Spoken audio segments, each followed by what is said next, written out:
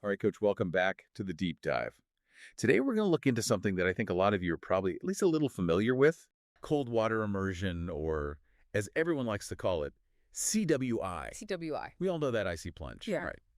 But we're going to go deep, specifically with you track and field coaches in mind. All right. Love it. And we're using the Australian Institute of Sports, the AIS research.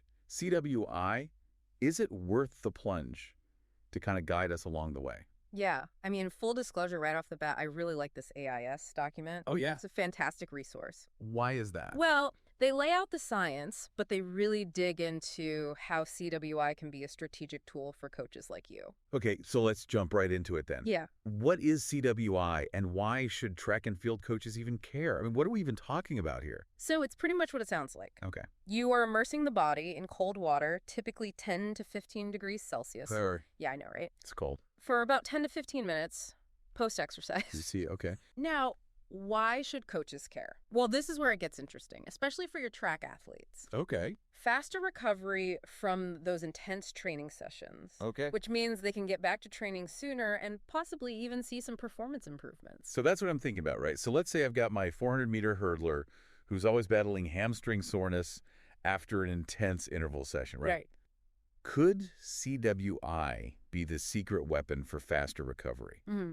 Are they going to be able to get back out there and get over those hurdles and really get back to training? Potentially. Yeah, absolutely. Okay. The AIS research actually points to a study in the Journal of Strength and Conditioning Research where athletes using CWI, they showed significantly lower inflammation markers compared to those who didn't. So they're not as sore. Not as sore, and potentially, able to bounce back quicker, allowing them to hit those hurdles with fresher legs in their next workout, right? Okay, that's a good point, but I'm also thinking about my sprinters. Yeah. Those short bursts, explosive power. Right. Does CWI hold the same promise for them? Well, while the research on CWI for straight up resistance training, Okay. it's not quite as extensive as endurance. Right. Some studies do show positive effects on muscle recovery even after those intense strength workouts. Okay. Think of it this way. If your sprinter can recover more efficiently between those grueling reps, Yeah. it could lead to better quality workouts overall. It's not just bouncing back faster. It's bouncing back to a point where the next workout is actually better than the last one. Yeah, exactly. And that's where understanding the nuances of CWI comes in. Okay. The AIS really emphasizes this idea of tailoring its use based on factors like the training phase, individual athlete needs, things like that. Individual athlete needs. Yeah, so for example, during periods of peak training load or maybe the lead up to a big competition, strategic CWI sessions could be key for minimizing fatigue and helping athletes peak at the right time. Now, this makes me think about my 800-meter runners, right? Right. They are always walking that fine line between speed and endurance. For sure. Where does CWI fit into their training plan? Well, the AIS research highlights CWI's potential benefits for endurance performance. They actually cite one study showing that it could enhance endurance by, you guessed it, reducing muscle soreness, right? Right. Allowing those athletes to train harder and recover faster. So, for your 800-meter runners, integrating CWI post-intense interval sessions, I think it might be a game changer.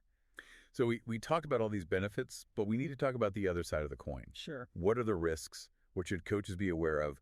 What are the things that they need to think about when it comes to CWI? Because it can't all be positive, right? Well, there's always the risk of overuse. Okay. Athletes need adequate rest and varied recovery methods, right? It's not just about the cold plunge. I see. So pushing them into that cold water too often, it can actually be counterproductive. Right. It's about finding that balance, and coaches, they need to be vigilant, Okay, watching for any signs of adverse reactions. So where do coaches, like myself, even go for more guidance on this? Yeah. You mentioned the AIS website. Yeah, I think that's an excellent starting point. Oh. They have a ton of detailed information on water temperatures, immersion times, athlete monitoring. Plus, they recommend consulting with sports science professionals to get that really individualized advice, for your athletes. Okay, so to wrap this up, I mean, CWI is a potentially valuable tool for track and field coaches. Absolutely. But like with any tool, it needs to be used correctly, strategically, and with a lot of thought. Exactly. The key takeaway here is to consider how CWI can be integrated into your current training program to really benefit your athletes' specific needs and the demands of their event. Your event, okay. Yeah, we're talking about working smarter, not just harder. I like that. All right, Coach. That's our deep dive into cold water immersion. CWI. We'll get you on the next one. See ya.